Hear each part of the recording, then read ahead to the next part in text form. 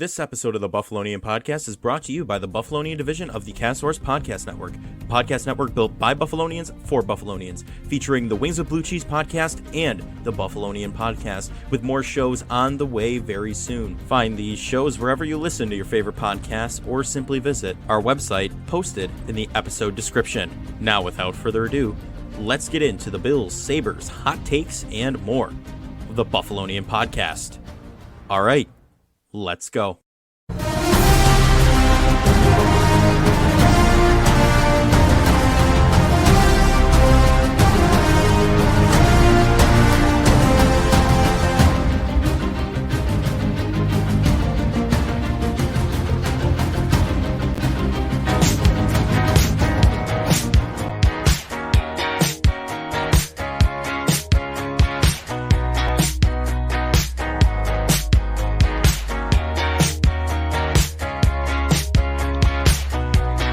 We are back with the Buffalonian Podcast. I'm Joe Callie, and as always, I'm joined by Dom Loss. We have last Friday night playing because it's Friday. So, you got to love it. Last Friday night, Katy Perry. Dom, how you feeling? It's Friday. The Thursday Night Football happened last night. The season has begun.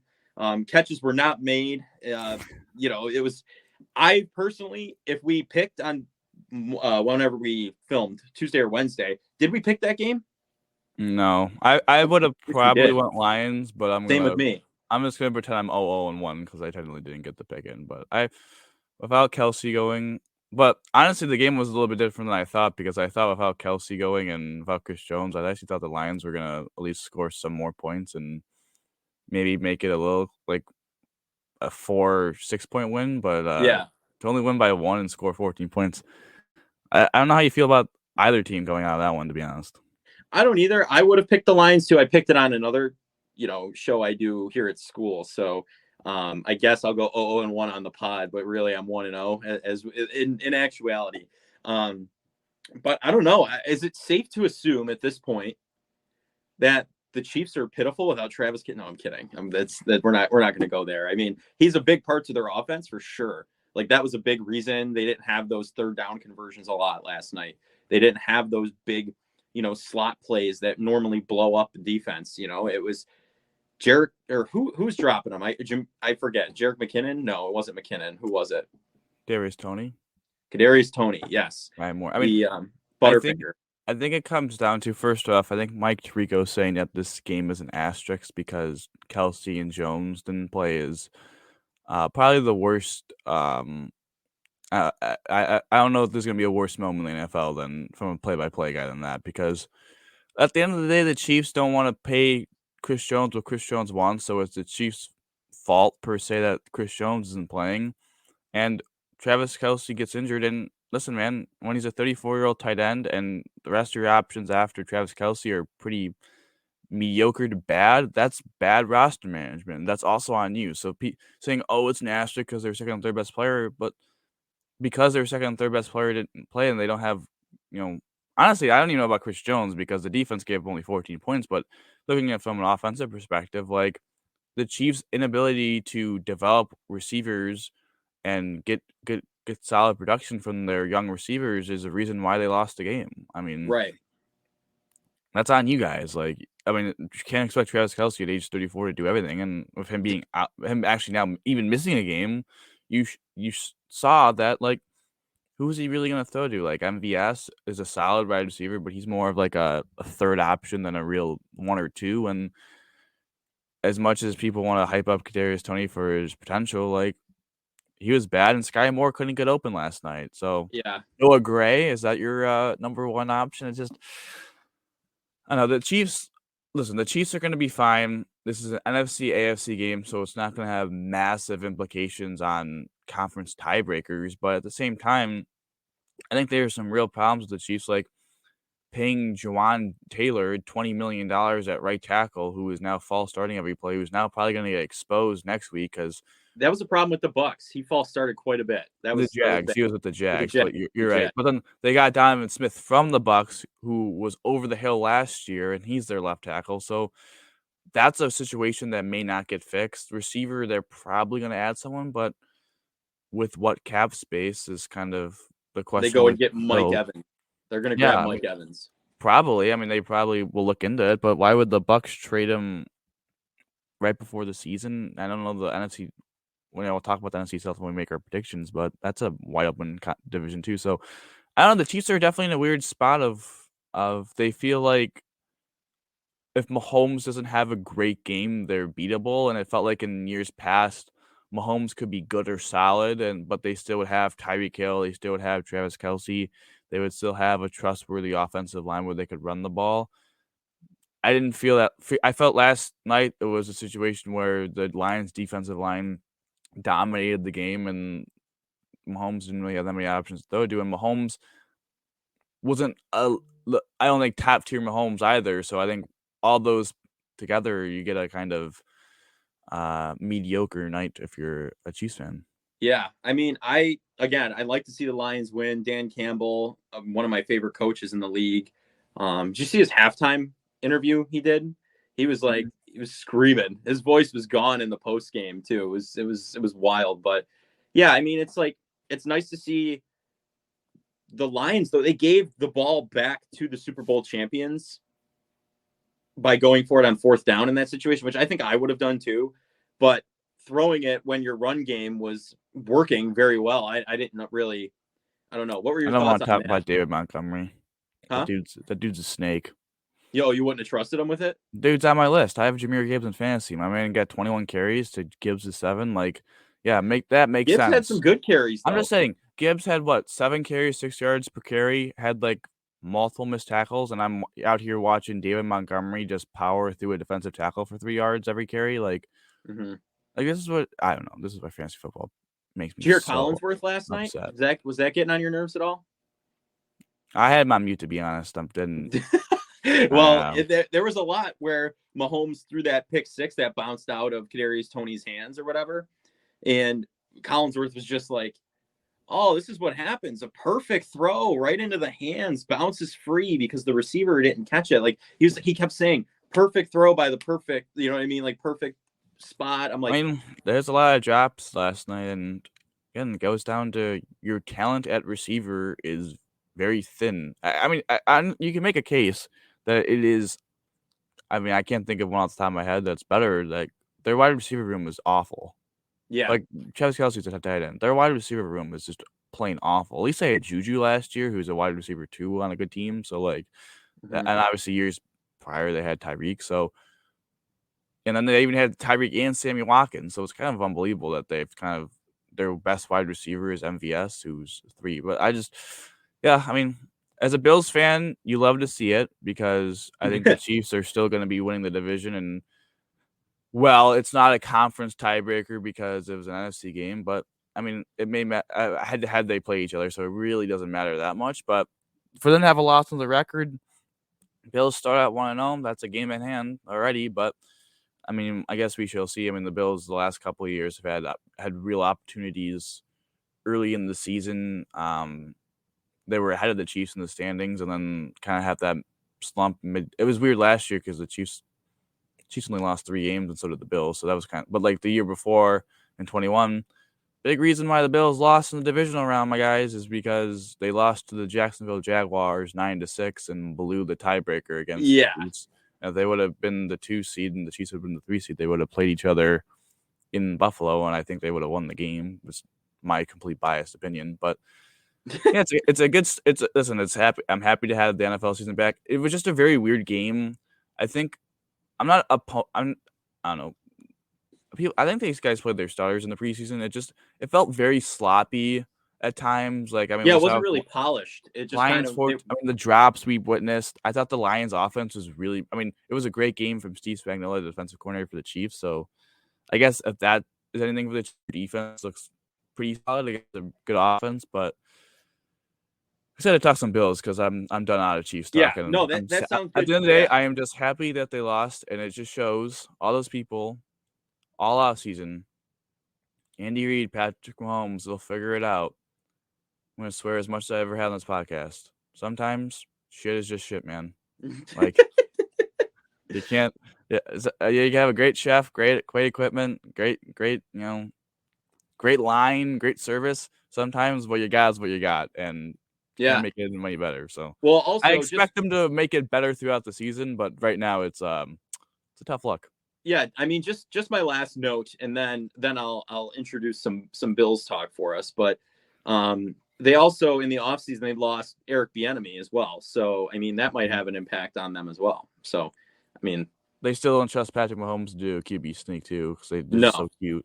I just don't understand. I understand why they didn't want him to do a QB sneak because he almost like got his knee taken off of his own body against Denver, but a couple years back. But to do a reverse is just classic Andy Reid of doing like just hurting your own self and being too fancy for really no particular reason. But yeah, I mean, all right, enough of the Chiefs. Okay, they lost. Yeah, this is a Bills podcast, Joe. We're literally called Betting on the Bills. I know. Presented by the Buffalo Podcast. And by the way, it's good to be back for Betting on the Bills. I remember if you want to check out the most recent edition to Betting on the Bills, it's us saying the season's over after the Bengals game. Immediate reaction. I think we did that. Didn't we do that right after the game ended? We got on here and did it. I think it might have been the Monday after. I think we gave ourselves like 24-ish hours. Yeah, something like that. Yeah. No, I just remember it was doom and gloom. So anyway, we're on to bigger, better things this season. The Bills are playing Monday night in MetLife. As I've mentioned before, I'll be there. So we might get a special report from New York City. We'll see if we can get that going. But I guess let's preview the game here. Do you know the spread and the money line? I got to get it up here. And see, it was 1.5 last time I saw. The Bills were favored by 1.5 points. And the money line was 110 or something like that, something along those lines. Well, currently, according to ESPN, the Bills have a 57% chance of winning. So that's cool. It's currently 2.5, and the over/under is 45.5. Okay. Would you take? I know you would probably take the under. I have a feeling you're going to say under here. What is your? Josh lights it up on Monday Night Football. He lives for those moments. Except, I'm not. You know what? I'm gonna go. We're gonna try and go up hot without mentioning that certain game. But yeah, no. So let's forego that. If you know, you know. Yeah, if you know, you know. I'm gonna say it again. So here we go. What are your general what's your prediction going into this game? I mean, I'll throw mine in there after yours, score prediction wise. But I mean, do you think it's going to be close? Do you think it's going to be defensive, or is it going to be an offensive slingshot battle? I don't have the specific number of what the first half over/under is, but I would take the under in that. I think this is going to be very similar to the second game when the Jets played the Bills in Buffalo. It was 7-0 at halftime, I want to say. I think the Bills scored right at Dawson Knox had a touchdown right before the break. I think it's going to be kind of a slugfest, kind of feel it out kind of game. I think week one is always like this, pretty much. I mean, look what happened to the Bills last year in week one. I know it was a dominating win, but the first half, it was a 10-10 game. They had, I think at that point, they had 3 turnovers, if I'm not mistaken. I think they had the fumble from James Cook and 2 Josh picks. Yeah, it was James Cook's first touch as an NFL player. It was a fumble. I remember that. I think that should show you that the first half of the first game is always a little weird. I mean, look what happened to the Steelers game that we went to a couple of years ago too. That was a game that the Bills kind of didn't have a great game and they lost. And so I would think it's similar to those type of games in the first half. I think the offense is going to have some struggles, but I think the defense is. I think they have very good matchups across the board. I just want to say I was completely right about the Christian Benford thing. I never switched my pick. I'm very proud of that. And then obviously Tyrell Bernard, Cybo. So yeah, nice 3 for 3 there. But to make a long story short, I think it's going to be a very competitive game throughout. I think the Bills offensively will make the proper adjustments. So I think it's going to go under the 45. I think a 24-20 type game. I think it's going to be a tight game. I think it's going to be like 10-7 and half. You think it's hitting 44? You know how many people who bet the over are going to start throwing their phones at the wall if it's 44? I mean, I think that's what it is. I mean, look, I always blank on what the second game score was, but that was like 20-10 or something, and the first game was 20-17. So I don't expect anything much different. I think these are 2 very good defenses, and you have Aaron Rodgers, this is his first real action. So I think that's against a really good defense that Aaron Rodgers has struggled with. I mean, he didn't have a great game Josh's rookie year. Last year? well, Josh's rookie year when they won 19-0 with the Packers won, like he wasn't that great in that game. That was kind of Josh's sucked because he was a rookie. And then last year, as you know, I mean, what was it, 10 or 7? I was 17, I think 27-17. I want to say something I like that. believe But so. Yeah. that was another game where Rodgers was not great. So Rodgers has not been great against the Bills. And 2014 you could go back, but that wasn't McDermott. But I think his struggles against the Bills will kind of continue, especially with kind of the offensive line to the Jets. I think would really concern me, especially with the depth of the Bills D line. Mm-hmm. That's really what I think. I think that's where the game is going to be won and lost. Really, is the trenches. If the Bills can dominate the offensive line of the Jets, I don't see how the Jets will be able to move the ball because, listen, Garrett Wilson's a nice receiver. After that, it's a massive drop off. I mean, Alan Lazard. I mean, Randall Cobb, Yeah. like that. They don't have great talents. Obviously, they have Breece Hall and Devin Cook. If Devin Cook's playing, he hasn't really practiced that much. But and Breece Hall's, kind of, we'll see how much he really goes. But I think if the Bills can dominate the offensive line of the Jets and make Aaron Rodgers have to drop back and throw the ball a lot, I think that will lead the Bills defense to a lot of success and cause a lot of struggles for the Jets offense. Yeah, no, I would agree with you. I think it's going to be a good old-fashioned slugfest. I think the Bills win it, absolutely. I hope they do. Otherwise, it's going to be a rough walk for me out of the stadium. Especially a lot of the Jets fans have come out of the woodwork as soon as Rough pot on Tuesday then too. What'd you say? So the rough pot on Tuesday. That would be a 12-hour turnaround for us. That would be tough. Yeah, you're telling me. So I guess I would probably put the score at what's I'm trying to think what's an acceptable score, because I know the Bills are going to win, but I don't want to say it's going to be close, 38-35 or anything like that, because I don't think it's breaching I that think high. the hard thing about this is that the over under is 45.5, and I think that's giving maybe too much respect to the fact of this is. I still think Rodgers is a borderline elite quarterback and could still be an elite quarterback. Yeah, I think this is giving a little bit too much respect to the fact that Rodgers and Allen are two very good quarterbacks. So you would expect two very good quarterbacks to, when they play, even play, having every time someone's on the field snap, it's an elite quarterback touching the ball. I think that's where I think the over under is way too high.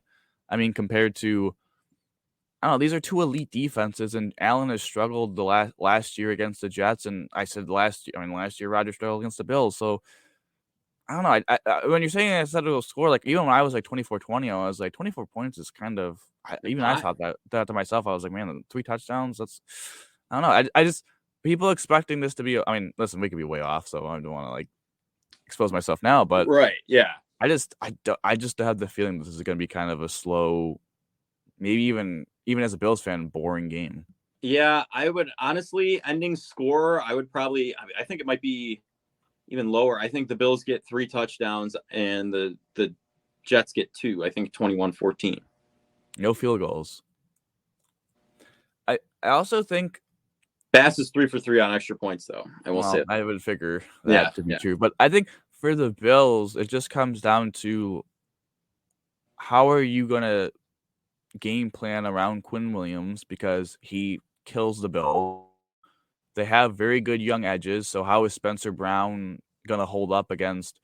Is it Jermaine Johnson? Bryce Huff's the guy that injured Josh last year. So I think the Bills. I said it on the trenches for the other side. It's the same thing for the Jets. If their D line causes havoc, it's going to be a problem. But I think the key X factor, and a lot of people are saying this, and it's 100% factual, is Dalton Kincaid over the middle of the field is going to be a matchup issue for teams.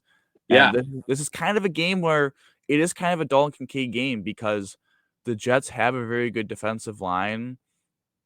You're gonna have to make some quick passes. It's kind of what are the Jets willing to sacrifice? Are they willing to sacrifice their spy on Josh Allen to cover Dalton Kincaid, or are they willing to put a safety down and have a safety cover Dalton Kincaid? And then all of a sudden you only have one safety back, and that allows a downfield shot to Gabe Davis, Stephon Diggs. that Yeah. kind of thing. I mean, You know, Jets Josh likes to take those downfield shots too, so we he know it doesn't hesitate.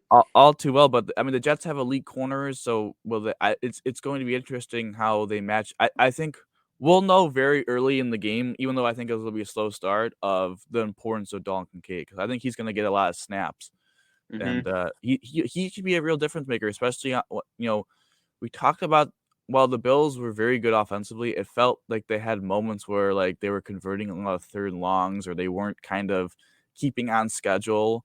The Rams game is a perfect example of it. Of they just paper cut the Rams to death, and then they eventually took their deep shots. It felt like Right. maybe if Allen's injury, they couldn't do that anymore. But I would like to see a return of that, of just like taking what the defense gives you, let Dalton Kincaid catch the ball in space against a linebacker, Right. move Diggs around in the slot. Gabe I Davis think that's move where all Dorsey well. was at his best before Mhm. Allen got injured, because he was. You're absolutely right. The game would start out with these short passes over the middle, just slicing and dicing. Like the defense didn't know what hit them, and then we'd get a 60-yard bomb down on the numbers, and they wouldn't be ready for it because they'd be playing shallow to cover these little passes. And I think you're absolutely right. When Allen's UCL injury occurred, that's why on 3rd and 5 they started throwing deep, because I think it hindered his ability to really snap it over the middle in these short little passes. And Snap it accurately, yeah. right, yeah. I mean, he could whip it, but the accuracy is the question there. And listen, I mean, I've heard people worried about his elbow and all this stuff. If Brock Purdy tore his and he's playing week 1, Allen strained his, he's absolutely going to be playing week 1 and totally fine. He rested. He's looked all right in the preseason. I mean, the offensive line was the issue against the Steelers, but Allen's looked great in practice. He's throwing just fine. There's nothing to be worried about there. And I think this is going to be a 21-14 game between the past 4-time MVP, who I think is now on the upside of his age and he's going to start feeling it, right? It's kind of like, Tom Brady last season versus the season before, like how Rodgers in Green Bay the season before last. When was he the MVP? 2 seasons before that?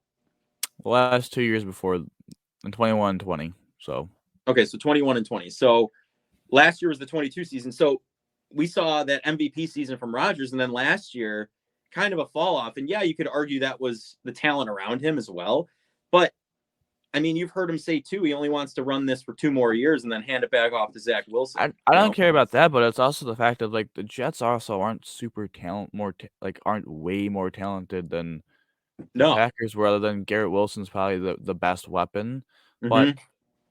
I don't know. I mean, I think Matt LaFleur is a way better play caller than Nathaniel Hackett. I think everyone would agree on that take. So Yeah. I don't know. Did you watch any primetime games last year with the Broncos? Yeah, I think everyone agreed with that take. So I think I would call dang. That's yeah. tough. But no, I think this game comes down to who dominates the trenches on both sides.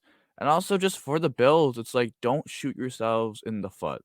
We Mm-hmm. saw you talked about the Steelers. What happened against the Steelers? They gave up a huge punt return. They gave Penalties. so many penalties. It was Big second run. and like 34. That doesn't happen unless you're playing Madden. Like, I'm Yeah, sorry. a big run on a missed tackles. So I think that's if the Bills can eliminate explosive plays against them and make the Jets. I just don't think the Jets can. I just don't believe. I hate to be like Leslie Frazier here, but I just also just don't believe the Jets can drive 12, 13 plays down the field and not screw up. I just don't believe that. Now, I'm not Yeah. saying you can't be aggressive towards them and like send pressure, but I just truly don't believe the Jets have it in them to be consistent for 12, 13 straight plays against this defense. Yeah. So, I mean, I think if you're watching it on TV, you're going to see an Aaron Rodgers hissy fit on the sideline at some point. I think that's a guarantee. If there were betting odds on that, plus 150, like nothing. Like it's right there. It's right in front of you. Take it. I think he's going to get frustrated because you've seen him in the preseason too. I mean, preseason's preseason. Yeah, the Jets look good in the preseason, right? But like we talked about, I don't know. You can't really judge the season off the preseason. You're still not running the season playbook. So I don't know. I would say this. Just look for people that are watching the game, maybe not as the casual. Just look at the line, this line of scrimmage. Who's winning the line of scrimmage consistently is going to be the big thing. For the Bills to have success offensively, how are the Bills using even just you don't even have to say Dalton Kincaid per se, but like how are the Bills short passing game over the middle, and are the Bills shooting themselves in the foot? I Right. really believe if the Bills just avoid making really stupid mistakes, they consistently just keep it turning offensively and dominate the line of scrimmage, they'll be fine. Which is why I think the player of the game will be Groot. I think Groot. I think I'm gonna go off the board here. I think a little bit off the board because I don't. Well, I don't know. I wouldn't say he's like a top 10 Bill, right? I mean, I would say. Oh my God, yeah. Was I he? mean, I don't know. I think I would say his yes, edge but rushing like, ability itself just does it. You yeah, know that's what I probably mean? he's probably in the top 10. He's not top 5, but like I'm No, going off the board a little bit. The odds may not be too high on that, but I think with Mekhi Becton with his knee surgery, and I just don't think that guy can move at all at right tackle. And Groot lines up against him. Groot's a dominant run defender. I really liked how he looked at all training camp. Year 3, I think this is a year where he gets double-digit sacks as long as he doesn't injure that. I think that ankle injury bothered him a little bit. So if he could stay healthy, I think Groot's going to have a sack and a forced fumble in this game. I think he'll have a big game for the I like boys. it. I love it. I want some more of it. Come on, Tim McGraw.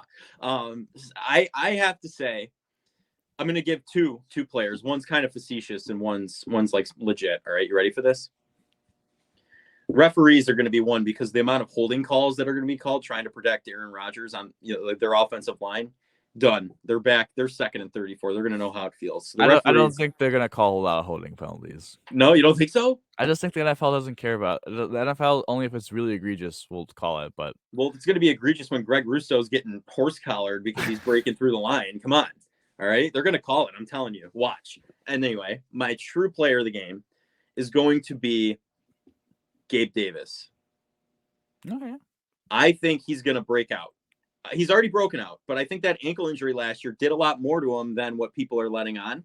And I think he's going to be downfield on some of these. Like you said, if they slice and dice later in the game, he's going to make some big catches down the field. And Kincaid's going to be that slicing and dicing along with Diggs. And even Knox, I think, could be a part of that as well. I would like to see him get more involved in the receiving game, especially 2 years ago. He was a big part of it, and it was very successful. Dawson Drops went into nothing. He went into Dawson Knox, So I think last year he was disgustingly underutilized, and I think he should be utilized in the passing game as well in the tight end spot. Kincaid's a slot receiver. Okay, I'm just saying that right now. That he's listed as a tight end, but he's a slot receiver. So you're going to have Knox, Kincaid, Diggs, and Davis, and I think Davis is going to be that deep shot guy towards the end of the game that really just puts salt in the eyes of the Jets. And I like it. I do think this is a big game for Gabe because I think playing against DJ Reed or Sauce Gardner, those two corners, they have a legit number 2 corner who's very good in DJ Reed. So he's matched up probably against one of them either game. And if he shows up, that's great tape for free agency, for that contract. So yeah, I mean, he's under a lot of pressure this game because this is this is a tough matchup for a wide receiver 2 against this defense. So yeah, I do have one more thing to say real quick. Ready? I do think Matt Milano gets one folding chair sack on Aaron Rodgers. I think he busts through on a linebacker blitz. Boom. Done. I think we see a Mike White 2.0 back there this season. So that's my piece on that. So, all right, well, are we transitioning to the awards? Yeah, might as well, right? I think we're good on the Bills Jets. Let us know your predictions. You can email us at buffalonianpod17@gmail.com. We're working on that. It's a long email name, so I'm gonna try and shorten that up for ease of access. Tweet at us at the Buffalonian_. Reach out on Instagram at the Buffalonian Pod. Just let us know what you think. Football season's here. It's exciting. Sunday's going to be a good day. It already was a great game last night. Not a great game, but it was nice to watch a real football game on TV that actually matters. And Monday night, big game for the Bills. So let us know what you think. And yeah, as Dom mentioned, we're getting into some NFL awards here. So I'll let you kick it off. We'll start off with MVP at the end of the season. How does that sound? You want to start from MVP, or are we gonna go comeback player to the rookies to the? All right, we'll do comeback player of the year because I think it's a layup. I think DeMar Hamlin is the comeback. All right, so then we could skip that one because I think both those have DeMar, and there's really no true analysis that has to be made on that. It's pretty common sense self-explanatory. So I'll go. Do I want to go offensive rookie of the year first or defensive rookie of the year first? I'll go defensive rookie of the year first. I'm gonna be pretty chalky on both picks. I'll just make them both. I think Bijan Robinson's going to be the offensive rookie of the year, and I think Will Anderson Jr. is going to be the defensive rookie of the year. It's very chalky. I will say this though, defensively, yeah, I like Will Anderson's game. I think he looked really good in the preseason game, especially against the Dolphins. I know the Dolphins kind of pulled their starters ish, but really like how he looked. I feel like it's really there isn't really a top corner that scares me. Like Witherspoon's a nice cornerback for the Seahawks, but I think he's also banged up. So it's really an edge. It really feels like it's either a cornerback or a defensive lineman that usually wins this kind of award, and I think he'll be the best defensive lineman this year. Okay, I agree with you with Will Anderson. That's my defense. That was my pick. Okay, but I'm going to disagree with you on the offensive side. Although I think it will be Bijan Robinson. Like I can definitely see that happening. I think the talk of the offseason a lot has been on our boy, DK, Dalton Kincaid, Donkey Kong. Oh my God. And I'm going to pick Dalton Kincaid. And I know that might be like, oh, he's just a Bills homer kind of a pick, right? I think he's going to make a bigger difference to this team than everyone already thinks he's going to. I think he's going to be a standout. He's going to be Kelsey 2.0. Like he's going to be a difference maker on this team that gets them over that hump in the playoffs. So I got to say, I think it's going to be Dalton Kincaid. And I know that might be a homer pick, but I mean, I don't know. I feel like that's got some juice behind it, you know? I think there's definitely some potential because he has an elite quarterback. He has an elite scheme. He's on an elite team. So I mean, just 3 straight elites right there. And he's really good. And he probably will have opportunity. It's I think that's a solid pick because especially in this rookie class, it's interesting. There's really not a quarterback that I feel like has great chance. Like Bryce Young, I think is going to struggle. Anthony Richardson, I think is going to struggle. Like Anthony Richardson's a project though. Like that's like the top 3 quarterbacks. Like 2 of them are on. Well, no, I think really all 3 of them are on bad teams, and I think that doesn't lead to great success for production stats. So I think all 3 of those guys could have pretty messy years, and there's not really a wide receiver. I mean, Zay Flowers looks nice. Quentin Johnston looks nice. Jackson Smith-Njigba, I know he's banged up, but maybe he eats in being wide receiver 3 in Seattle. But there's a reason why those guys won the 20s, so maybe they don't have big years. So I could see Kincaid. I think Jahmyr Gibbs. Yeah, that's another option. Won it. But as a fantasy owner of Jahmyr Gibbs and David Montgomery, who I already commented, who I despise already in week 1, day 1, first game of the year, already very anti David Montgomery. What concerns me about my Bijan pick, though, I will say this, though. Will Anderson, the only thing that concerns me is if Jalen Carter goes off for the Eagles on that stacked D-line. I think he's like the top option against me. But Bijan, like Kincaid could have a big year. I guess one of the wide receivers and Gibbs. Like what concerned me for Bijan is Tyler Gio had a 1,000-yard season last year. He's still there. Cordero Patterson is still there. And Arthur Smith is a weird play caller. Like, we see it with Kyle Pitts as tight end. Now, he does love running the ball, so I think that does bode well for me, and I think Bijan's just a stud.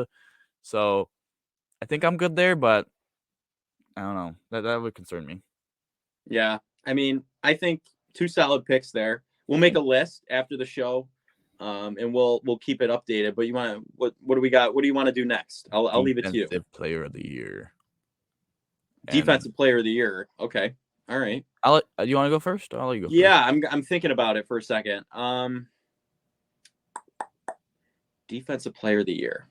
I'll let you go first. I got to ponder this for a minute. Myles Garrett. I've been calling it for years. I think he should be a chance to win it. Falling short, TJ Watt, Nick Bosa last year. This year, the Browns finally have an interior defensive line. They added Zadarian Smith opposite him, who had a really good year for the Vikings. So I think that takes some pressure and, a lot makes the offensive line of the opposing teams not have to just singly focus on Myles Garrett. There's other guys, other weapons on that D-line. I also think behind them, like the back 7 of that team is very solid as well. I think the Browns could have a very good defense. So I think with the new additions and all that, I think Myles Garrett eats and has like an 18 sack season and finally gets, I feel like he's been one of the best edges, but he's never been like the best edge. I think this is the year where it's no doubt at the end of the year, he's the best edge in football and takes home the most coveted defensive prize in football, the Defensive Player of the Year. All righty. Sounds good. I love the announcer voice there. We gotta make some clips and use more of that. So this guy just got paid. He got the money. Okay. Nick Bosa, defensive player. Back to back. Back to back. I think he runs it back. There's no, especially with the money he got. I think he's even more motivated. I think he's hungry. San Francisco was so close last year. They rallied around Mr. Irrelevant, and they just lost for injury's sake. I mean, we were relying on Christian McCaffrey there at the end of the game for quarterback, and I think the defense did all they could to keep that game close, but they just didn't have the offense. So I think he's hungry. He wants to go to the championship. Also, if we're doing our Super Bowl picks today, he's involved. Did we already do that, or did we? Not yet, but if you want to get, are you ready for that, or would you rather wait till? We'll wait till the end. We gotta finish the awards, pick I know division that winners, and then do that. But you know, he might be a factor in my Super Bowl prediction. But yeah, Nick Bosa, Defensive Player of the Year, all the way. All right, so Offensive Player of the Year, a lot of options. I got one. Again, call me a homer, okay? No, you can't do okay. What? You want me to say Travis Kelce? DK no, Metcalf? He's not gonna win it. He's not gonna win it. I truthfully think after all of the controversy, after all of the issues they've had, he's had in the offseason, I think it's gonna be Diggs, especially if the Bills make a deep run into the playoffs and maybe even the Super Bowl. There's no question in my mind. It's a regular season award. Yeah, but still, like it helps the voting. They already vote, I think, by the time the playoffs happen. I'm pretty sure. Well, still, if they're producing and Diggs is producing, he's an easy pick for Offensive Player of the Year. I think it's going to be Justin Jefferson again. Call me a chalk pick, but until someone, I just think this guy is just far and away the best wide receiver in football. I think Tyreek Hill, if Tua is healthy all the way, has a really good chance as well. But I just think especially if adding Jordan Addison, so I think he's better than Adam Thielen was last year. So and having Hawkinson all full season will open more stuff up for Jefferson. So I just think he's going to have another 1,800 yard, 10 touchdown, 100 catch season and run away with the thing again. But before we do MVP, we had to give some love to the coaches. Coach of the Year, Dan Campbell.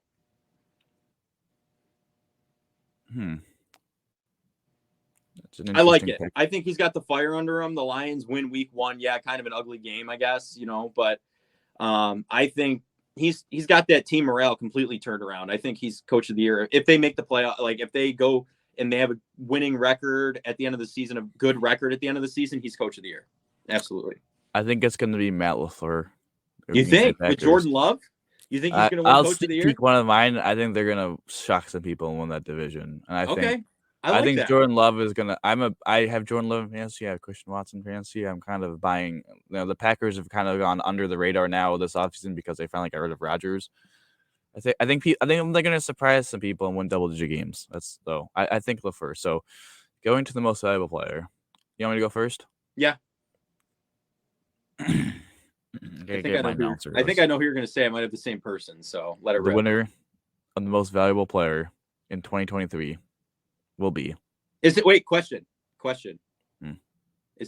Does he still happen to be a Madden cover athlete? A Madden cover athlete? Potentially. Okay. All right. Let it rip. 2-time MVP, Lamar Jackson. I'm going off the board. Oh my God. I'm going off the board. Have the same one. Listen, I had Mahomes last year. I was right on it. I think sneak peek to the division. I think the Ravens are going to win that division. And I think with their new offensive coordinator and new weapons, I think Lamar is going to be healthy and he's going to have his best season since 2019. And I think he will get back into the discussion as a legit top 5, top 3 quarterback. I think Lamar is getting overhated. He's got that contract, no distraction this offseason, finally got paid. Got the weapons he wants. Got the OBJ, Mark Andrews. I know he's a little banged up, but Zay Flowers, solid offensive line, new offensive coordinator, new wrinkles. I think is going to be huge if Tomlin can, replacing Greg Roman. So, yeah, man. I'm not going to be a homer. I'm not going to pick Josh because if Josh wins, I could be happy. But I don't think Mahomes will win back to back. But I think there will be what? Would he be the third player to win 2 MVPs that's still playing? Because Rodgers and Mahomes, I can't remember if there's anyone else on the top of my head. Because Brady just retired. Yeah. I think you're right. Yep. There you go. Lamar, baby. He won't be unanimous. I'll say that one. That'll be different from 2019. But think Lamar's going to win MVP. Okay. Well, I think you know where my head's at here. I really thought you were going to go Lamar when you said man cover athlete. I was like, dang, it's tough. No, I think he'll get injured again this season, truthfully. I mean, I hope he doesn't, but it's been the trend for the past few years, unfortunately. Huntley's played a lot more than he has on the Ravens. But anyway, I think the Madden cover athlete from this season is going to be the MVP. If they're number one in the AFC, if they're going to the playoffs with the 1 seed, and they beat the Bengals, they beat the Chiefs, like there's no question in my mind that it's not going to be Allen, especially if he's at the top of the pyramid making it all happen. No question, it's him. He's got the votes. He will have the votes if that happens. Like there's no question about it. Sure. Listen, I want my pick to be wrong, man. I want Josh to get that MVP, but I'm going off the board. I think there's a scenario where Lamar wins MVP. I think it's really a quarterback-driven award, and I think it is.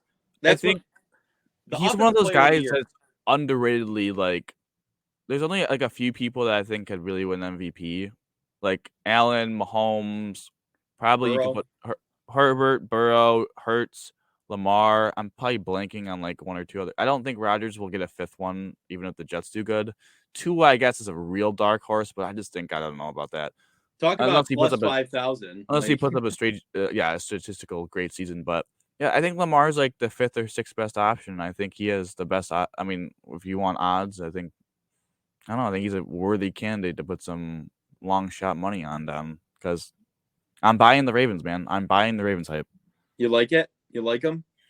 Well, you want me to give you the odds? I have them in front of me. I'll give you the MVP odds. Sure. Plus 600 at top of the list, Patrick Mahomes. 6,000, you mean? 600. Oh, it is 600. I'm dumb. I was adding a 0 in my head. Yeah, no. So it's plus. I was thinking Super Bowl odds. No. I don't know what I was thinking there. No. Yeah, no, I got you. 6-1. So that's 6-1? Yes. Right? Yeah. Okay, now I understand. I blanked on that. It is next year. Okay, plus 700 is Joe Burrow. These are current odds. They're opening odds. The top 3 were plus 650 altogether, and that was Burrow, Allen, and Mahomes. All 3 of them had opening odds the same. The current odds, Allen's at plus 750, so he's 3rd on the list. Jalen Hurts. Somehow after last night, Allen got worse and Mahomes got better. I guess so. Yeah, I don't know. Anyway, I guess people saw the situation and were like, I guess that's a what's it called, storyline that's going to happen for Mahomes. I mean, I guess that makes some sense. I guess so. But next after Allen is Justin Herbert at plus 1,100. And then Jalen Hurts plus 1,100, and then Lamar Jackson plus 1,400. After Lamar Jackson, it's T-Law, Trevor Lawrence. Oh, I forgot about T-Law. He has a chance. Especially and then it's Rodgers, Tua, Prescott, Fields. So we lose it after Trevor Lawrence. But yeah, I mean, I think any of those guys have a decent shot, especially the Jags. I mean, they showed up last year. Absolutely embarrassed the Chargers in the playoffs. So I think, I think there's a genuine chance, especially with their division. They've got a nice spot. Especially they could be number 1 in the AFC. So talking about divisions, let's start in the NFC and then let's go AFC and then we'll make our final 4 predictions and then Super Bowl predictions and all that jazz. So in the NFC, let's start with the NFC East. Okay. I have supposedly America's team, the Dallas Cowboys. I would probably go there as well. I mean, it's between them and the Eagles. I just think I'd like the Eagles running it back, but at the same time, I kind of want to take the dark horse here, Dom. I really do. Who's the dark horse?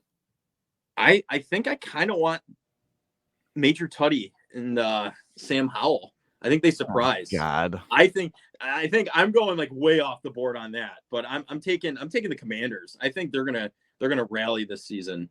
Ron Rivera is actually gonna know certain rules that he didn't in press conferences last year, and I think they'll have it. I think again, talk about going balls to the wall on a pick. That's what this is. Just crazy, but I'll do it. I'll do it. I respect it. I just think the Cowboys have a very talented roster, and I think this is the year they put together. They get rid of Dak and put Trey Lance in because he got traded there without anyone knowing but Jerry Jones. Yeah, no, they're not going to do that. But I like Dallas this year a lot, especially defensively. I think as long as Dak is solid and consistent, more 21 deck than 22 deck, I think they're going to win the division. Yeah. It's going to be close though. It's going to be probably the most competitive division. The North. I'm going Go Pack Go. I already said it. So yeah, I would probably. I like the Lions. I'm going Lions for the North. I think the Lions win it. I would love to see the Vikings do it, but I don't think they're going to do as well as they did last season. I really don't. I love Kirk Cousins. I really do. But I think the Lions are going to overachieve. The Vikings overachieved last year, and I like the Lions too. But I do have to say, the lack of vertical speed on the offense is very concerning. I know they have Jameson Williams, who's serving a 6-game suspension, so he has 5 more games left. It's a nice win in Kansas City. Like, there's no doubt. Defensively, I was very impressed by them. Yeah. But it felt more like, as we talked about, like Kansas City kind of lost that game more than they won. So I don't really know how I feel. So, and Jared Goff looks kind of. I mean, he just has someone. He's solid. He's just the definition of solid. Like he has limitations, but he's like he's a good quarterback in a decent system. Like that's what he is. Like he's not going to make a play by himself like these other quarterbacks are. You know what I mean? He's got to have the guys around him. Agreed. But, all right, so you want to do NFC South next? Everyone's favorite division. I mean, highly competitive because they're all terrible teams. Yes. Yeah. This is a tough division, but I'm going to pick. This is tough. I'm going to pick the Falcons. Talk about a pig race. I think that's what this is. I just have no faith. I have no faith in the Panthers just because I just don't trust that team. I'm going to take Derek Carr and the Saints. I think that's what I'm taking. Yeah, I guess that team has, but I don't know. That team, I don't know. It's just all bad. I think Tampa has a really good defense, but I don't trust Baker. You got Baker Mayfield, yeah. Not the biggest Derek Carr guy, but they're probably the favorites. But I'm going to go underdog. I think the Falcons, I don't love Desmond Ridder, but I think if he could become a game manager in year 2, I think their defense is going to be improved. And I love their weapons. I mean, one of these days they're going to learn how to use Kyle Pitts, but Drake London, I think, is a stud. And I'm a big fan of Bijan. And they also, as we talked about in the offensive rookie of the years, like they have good backs and they have a good offensive line too. So I really like their offense, and I think their defense is going to get good enough where they'll limp in like 8-9. Okay. All right. So I have the Saints. You've got the Falcons for the NFC South. NFC West, I got the 49ers winning it. I have the 49ers. Yeah, I got the Niners too. I think the Seahawks are going to make the playoffs. I think the Seahawks are going to push them because I think it's a 2-team race because I think the Rams and Cardinals are both going to be competing for Caleb Williams. But yeah, I got the Niners. I just think they're too talented across the board. I think the only thing that would concern me would be if Brock Purdy somehow just like craps the bed and all of a sudden you're getting Sam Darnold starting games. I think that would concern me, but I just think with Shanahan's offense, it's kind of impossible to really fail. And with that defense, especially getting Bosa signed, it's just too good. Burrow got some money yesterday too. Did you see that? Yeah, that was cheeky, man. Doing it right at kickoff. What a loser organization. Sorry. I know. Trying to, their team was only good when it was full of, like it was. I don't know. I'm not even gonna go. No, they're still good, but it's just that was a loser move. It's just like you're pulling the attention all to yourself. Little attention, whatever. Move, but we move on to the AFC. Going to the AFC. Oh, the East. Let's just do the East. Yeah, we're both Bills. Now, okay. I guess we should do something a little bit different here because this is we're a Bills podcast. Let's do the actual final standing. So I think it's going to be Bills. I got Bills, Jets, Dolphins, Patriots. I think that's what it's going to be. I swip them and put the Dolphins ahead of the Jets. You think so? I just think the Dolphins' offense is going to be really good, and I think their defense with Fangio is going to be good. But I'm really concerned for the Dolphins. If I was a Dolphins fan, which I'm not, but their defensive depth I think is an issue, which would concern me against the Jets. Like those two are close. I think the Pats are going to be like 7-10. Like they'll be solid, but like. I just don't think especially with the Juju news about his knee potentially exploding. I think that just like yeah. The vibes also with Bill breaking up with his girlfriend. I think the vibes on that team is just not too high. Yeah, no, yeah, I understand there. Yeah, I mean that's the AFC East for you. Now we have the AFC North. We'll go to the North next. I think it's going to be the Bengals easily. I feel like that's don't disrespect my I don't know even my Ravens, but the Ravens are going to win that division. I would love to see it. I really would. I'm going with last year's stats pretty much. So what I like the Ravens win it, I mean, I would love that. what I like about the Ravens is the Ravens to Joe Burrow are very much what the Jets are to Josh Allen. Like Joe Burrow struggles now. 2 years ago he didn't. He torched them, but last year he struggled mightily against the Ravens. They still have that elite defense coming back. Lamar playing my MVP pick. Come on now. With all those weapons, like I think they could compete, and I think they beat the Bengals early in the year with Lamar healthy. They lost a close game at the end, the last game, and then the wild card game, like they gave them like the run for their money. You have Tyler Huntley, and if he doesn't screw up that goal line play, like they might win the game. So give me the Ravens, man. Give me some respect for the Ravens. All right, I like it. I hope it happens. I really do. AFC South. We could skip this one. We're both picking the Jags. All right. All right. AFC West. That one's like the South divisions are both trash. Yeah. Trash. Well, I got a doozy for you in the AFC West. You ready for this? Yeah, the Kansas City Chiefs. That's you? Mm-hmm. Not me. I know it's not you because you said you have a doozy, so that means you're not going to pick the Chiefs. Herbo's going crazy this year. Justin Herbert and the Chargers are number one. The Chargers are just so wait and see for me. I feel like this is the year where they finally have enough talent. I mean, they're going to have so much dead cap next year or whatever, but they definitely do have the talent where it's like competitive with the Chiefs, but they just never seem to. I'm sorry, but they have a new offensive coordinator though. They got rid of Joe Lombardi. I mean, they just choke consistently. I mean, you saw in the playoffs every time against the Chiefs, they have him on the ropes and they choke it away. But I am excited for Kellen Moore. I think he's like Lamar getting a new offensive coordinator, Herbert getting a new offensive coordinator. Like I was very close to picking Herbert for MVP, but I think the Chargers will make the playoffs. I just can't pick against the Chiefs. I feel like that's just bad faith. Maybe it is, but I mean, I have a Chargers fan very close to me and my brother, so I'm doing it for him at the same time. So, and I think with their new OC, I think you get Joe Lombardi out of there, the choking kind of stops. I think they're going to do some good. So, you ready for some Super Bowl predictions? Yes, sir. What's yours? My Super Bowl prediction will be, well, should we do AFC NFC Championship game then do Super Bowl?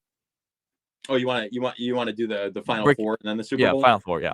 So in the AFC, it will be the Buffalo Bills and the Baltimore Ravens. Okay. And then don't tell me you have the Ravens winning the Super Bowl, please. Please. In the NFC, I have the Dallas Cowboys and the Philadelphia Eagles. Okay. And then I have Bills, Cowboys. Bills winning MVP, Super Bowl MVP.